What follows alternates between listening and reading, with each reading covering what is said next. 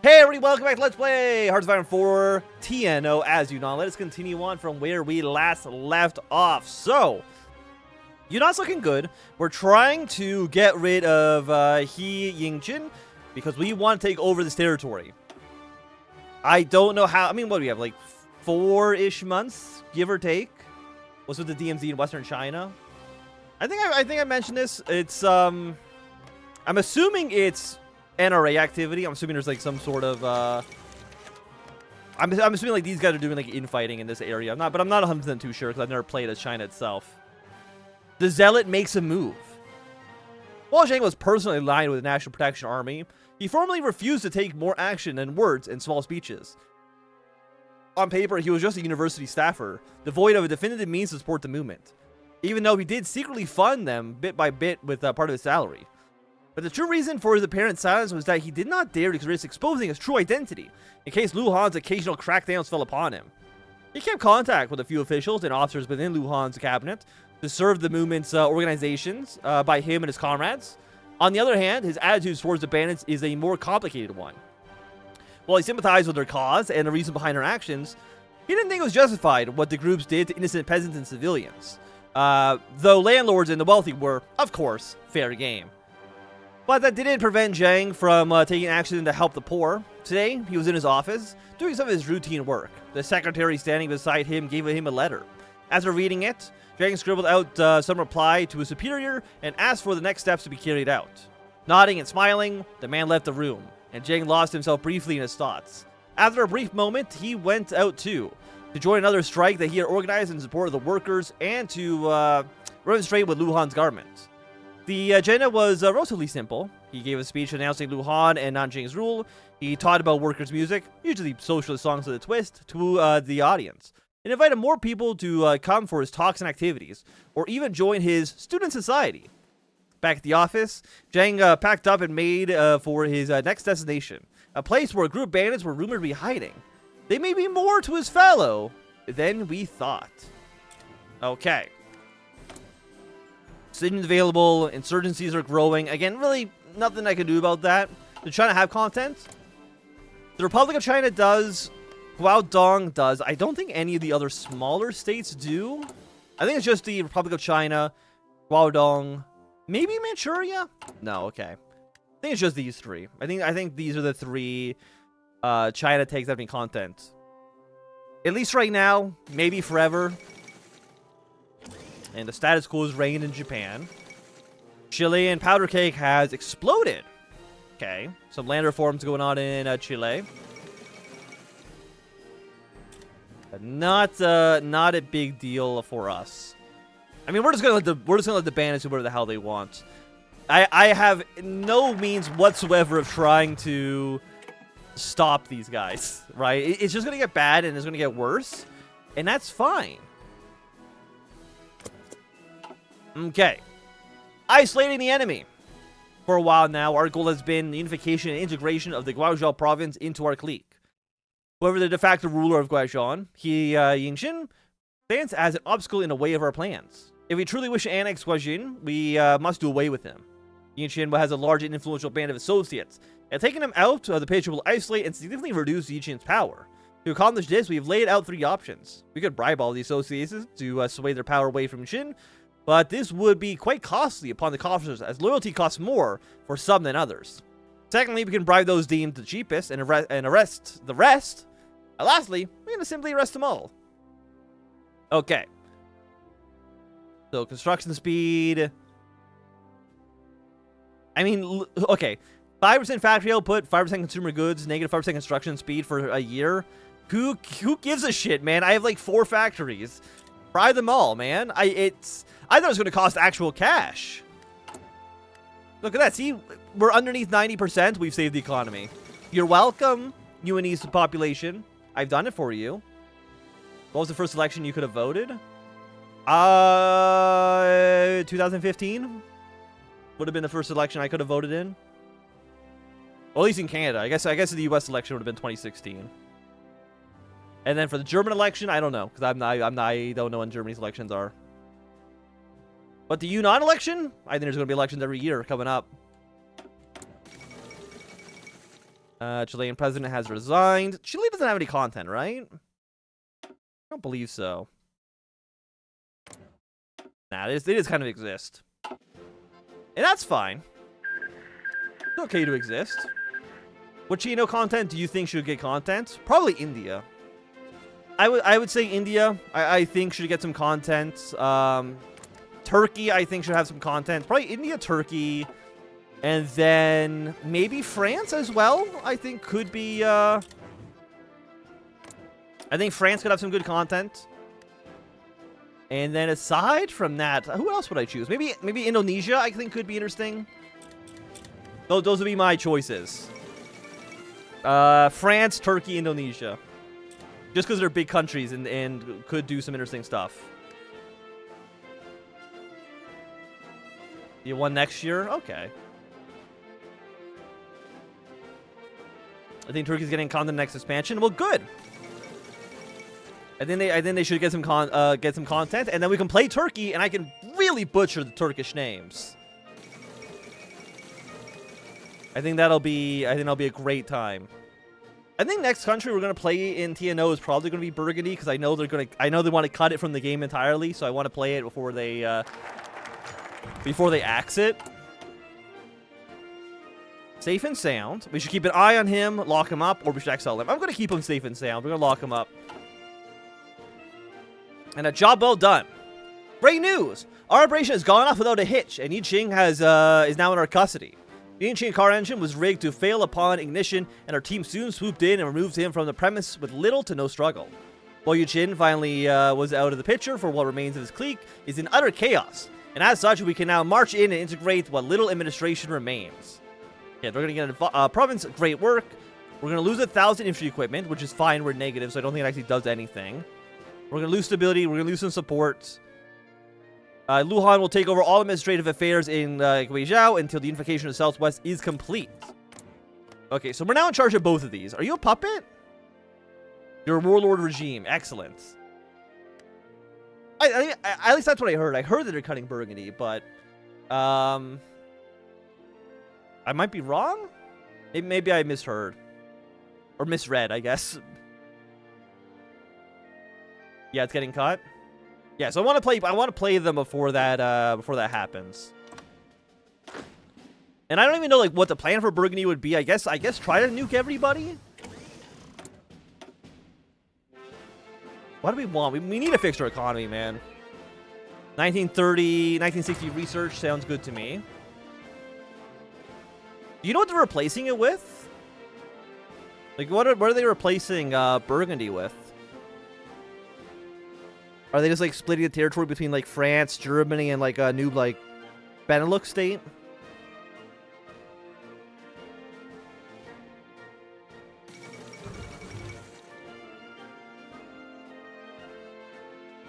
VK Krishna become Indian Prime Minister.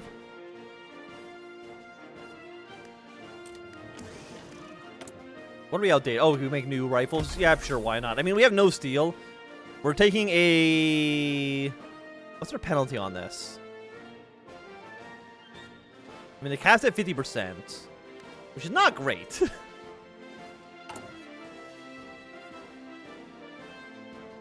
Yeah, no steel. Make 4 of these a week.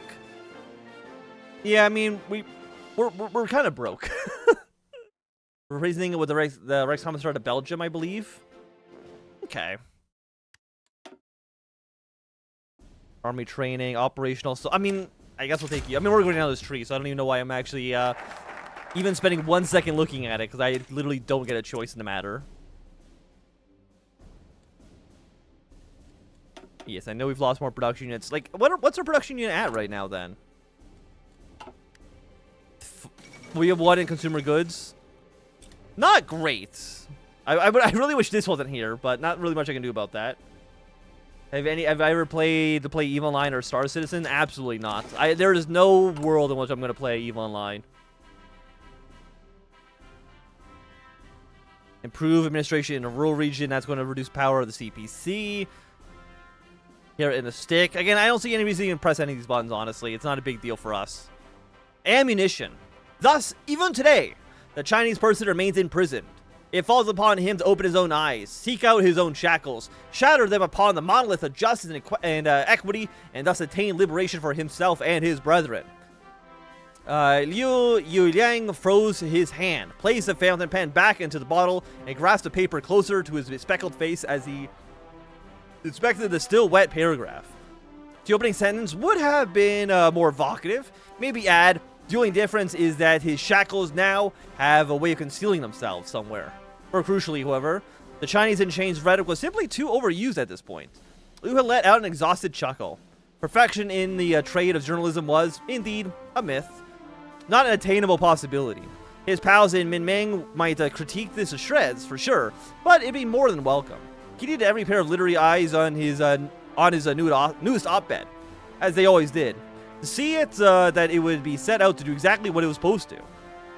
To reach out to whoever out there would read and was still reading, the sound of the bugle in their hearts, to knock it into them that Tokyo and Nanjing were co-conspirators in tyranny, that all their promises and ramblings about Pan-African fraternity were one big cruel joke.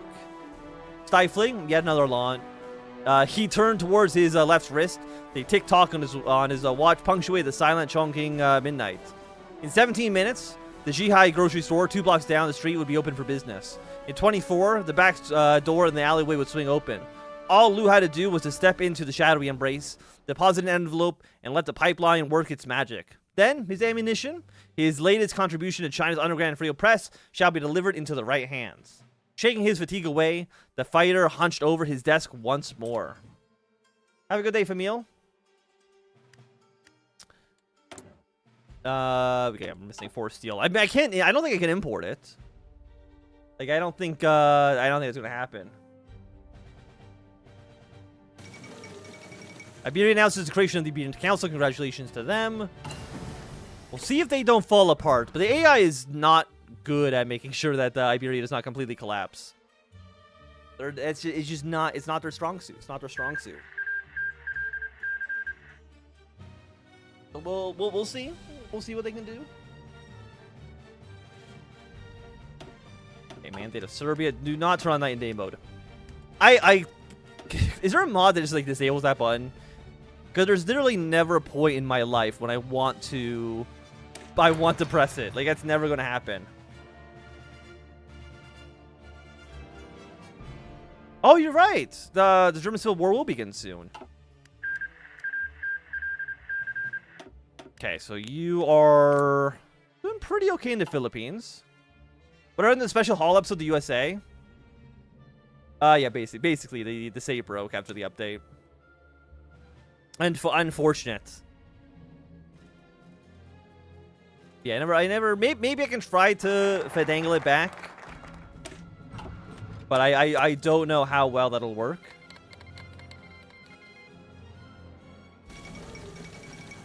Current government bill proposes a date. Yeah, I think that's okay. Hey, okay, there's Hitler dead. Yeah, I know the election's supposed to be next October. I mean, it could theoretically happen earlier if they do like a vote of no confidence, but I don't think that's going to happen. Because like, no matter what happens next year, like the Conservative Party's going to win in Canada, right? Like that is a guarantee. I cannot imagine any reality in which they don't win. So the reason a vote of no confidence is not going to happen is because, you know, liberals aren't going to do it, obviously, because they're the ones in power. The NDP, I don't think is going to do it because they don't want the conservatives in power either. Like, Trudeau's fucked. Like, it's there's no chance that he has any that he's coming out of this.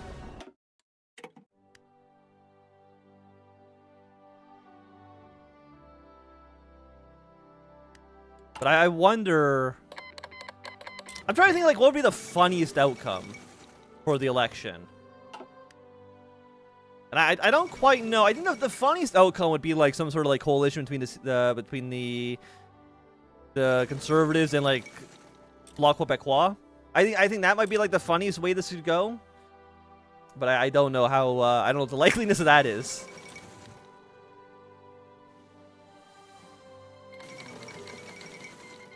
Okay, get you out of here. Expansion to Africa. It was great that literally yeah, Iberia did completely collapse the second the campaign was over. It's like it was so stable too. I don't like it said it was like perfectly stable. It had like the little dove. So I'm not too sure what happened to them. The funniest would be people partying in the greens. I mean, yeah, that would be funnier, but like that wouldn't happen, right? There's no way. That's not like a realistic. I mean, maybe like the conservatives in the Green Party, like if the conservatives have like a minority government and they need like 1 or 2 more seats, maybe they could like do a coalition with the Greens. That could be interesting. I don't know.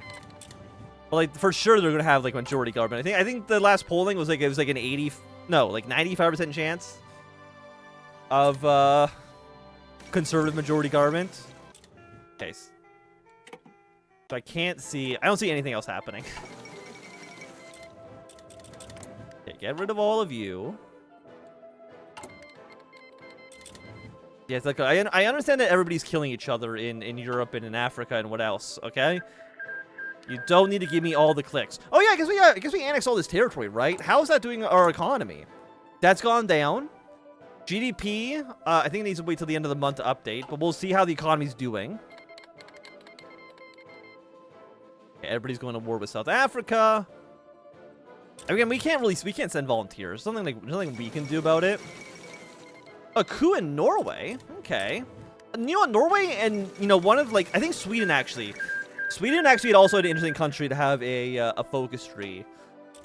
Being the only social democratic country in Europe, being like the only liberal democracy in Europe at the beginning of the game, I think would also be interesting to kind of play around with.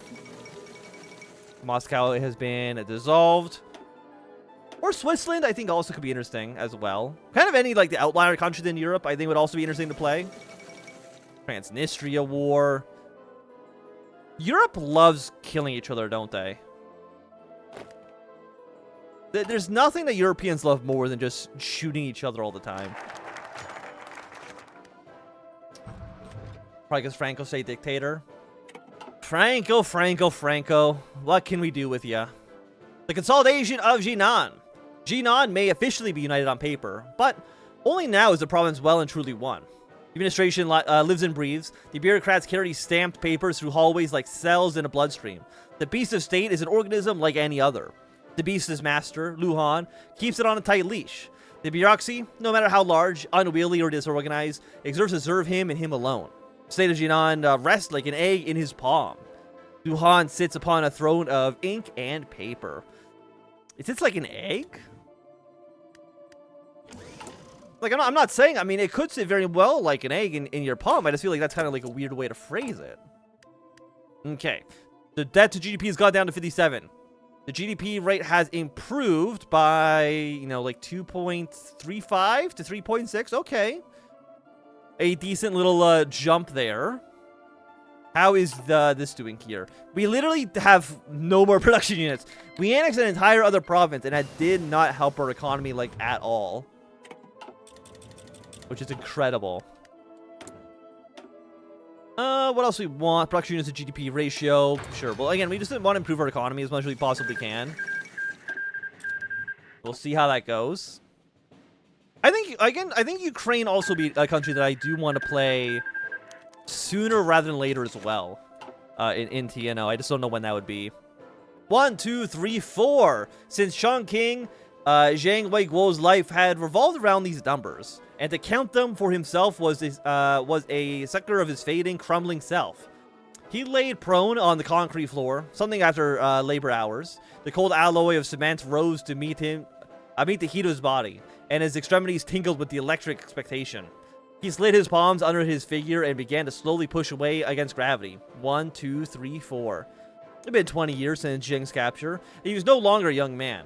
As he did his count, Generalissimo's son became acutely aware of his age. His joints and fingers cracked at the first sign of pressure. His back bothered him the most. Despite daily exercise, it rose with asbrigator to the pressure exerted by the restless body. Soon, Zhang was panting, exhausted despite himself. He stood and looked at the tiny sliver of light at the back of his prison cell. Leveraging himself on the grates, he pulled himself up to look at the coast of Zhejiang. The sun was setting out west. The waves frothed with foam. The eastern sea lost its reddish blush that overlaid its surface. Little by little, as the day surrendered to night, the stars began to scatter in the skies above. The smell of brine brought memories of his home to Zhang. It was a beauty seen through the slit of a door of a stranger's home, glimpsed on one frame at a time. Zhang let go of the grates and landed on his feet. He lay prone and began push-ups again. 1, 2, 3, 4. And I think with that, gonna be a good time for the end of this episode. If you want to enjoy, remember thumbs up. Not enjoy, you can always thumb down. You want to see more, subscribe, and goodbye.